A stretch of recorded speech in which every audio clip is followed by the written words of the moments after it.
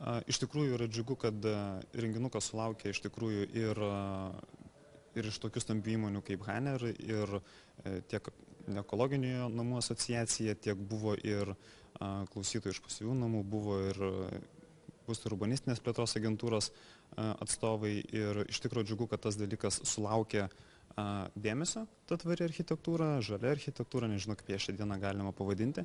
Ir tikrai tikimės ir žiūrime į priekį, kad tai nebus vienadienis įvykis, tai nebuvo kažkoks tai darbas ar konferencijos pasiruošimas ir po to viską užmirštam ir pradedam iš naujo.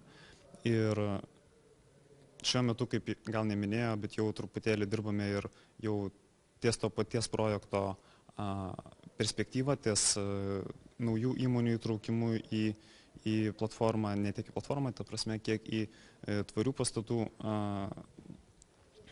plėtrą Lietuvoje, ir tikimės, kad tas procesas tikrai nesustos ir eis į priekį. Dėkui.